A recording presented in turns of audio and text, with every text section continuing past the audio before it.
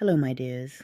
I'm currently working on some Christmas socks, and I've already cast on a few stitches here on my double-pointed needles.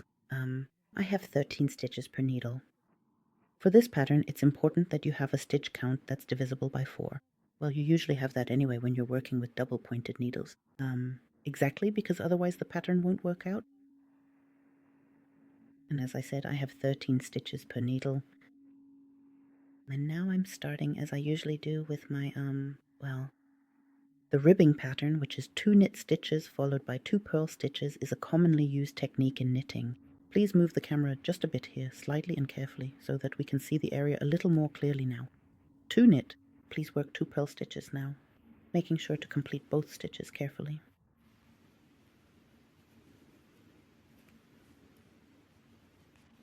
Just a really quite normal ribbing pattern.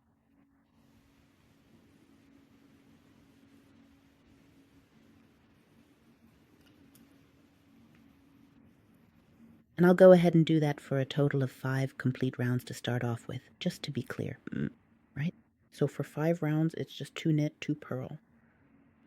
So, and since I have an odd number of stitches per needle and I want the knit stitches to always be next to each other because I'm going to cross them over, I've just carefully brought this stitch over here like this so that I now end right here with 2 purls and start over here with 2 knits. Right, so just arrange the needles so that you always have the 2 knit stitches next to each other when you have them here at the transition point. And okay, here we go now. All right, I'm going to lift. How can I hold on? The best way to explain this. Now the needle is in the way. You carefully let the first stitch here drop. You take the second knit stitch over it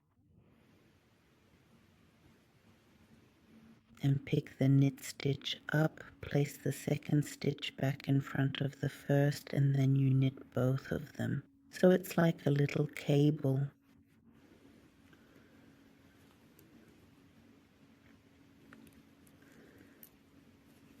And then 2 purl stitches. Okay, I'll show you again. You can also insert the needle in the back here into the knit stitch so you can bring it over. Carefully drop the first stitch, go through the second one and pick the first one up again. Then carefully place the other one back over and knit both stitches as you normally would.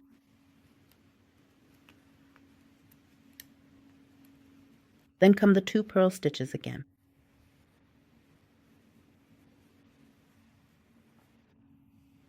So, and then as I said, you can either carefully let both slide off, or you can insert your needle here into the second stitch from behind, bring it up, pull the needle through both loops, or through from the back.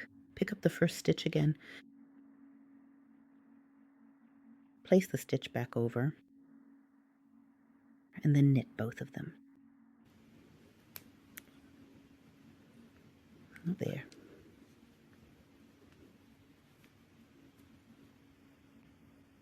One and 2. Then, now simply work 2 purl stitches again.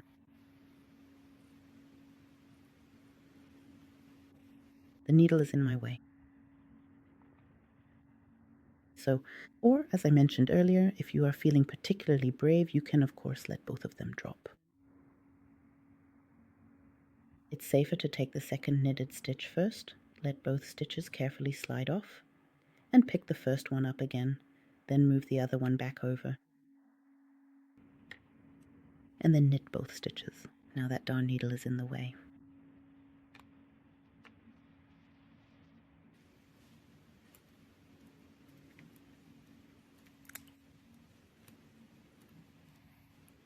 There, I can't seem to grab it.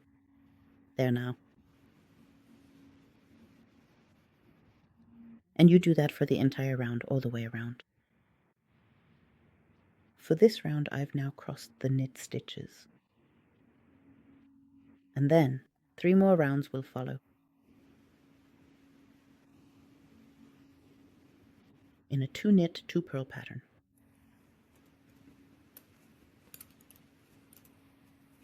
So So 3 rounds in a normal ribbing pattern.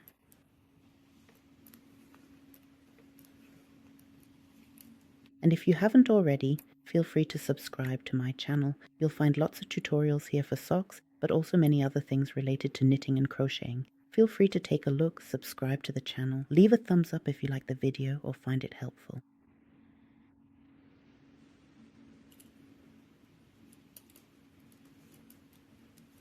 And also write me in the comments how high you always make your cuff and what you base that on. Personally, I usually do it like this.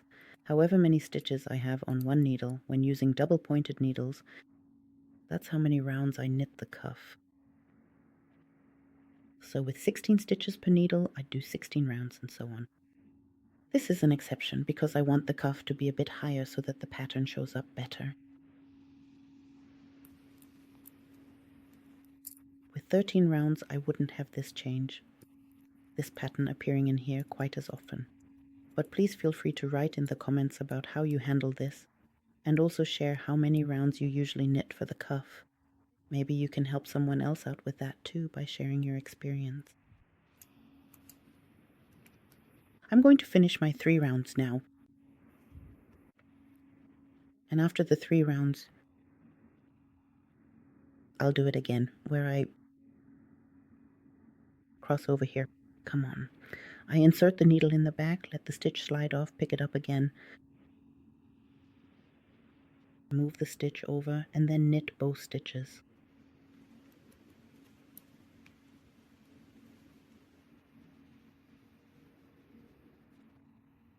And then once more 2 purl stitches again. And then again. Let it gently slide off and then pick it back up. Now just move it over carefully and then gently knit them off.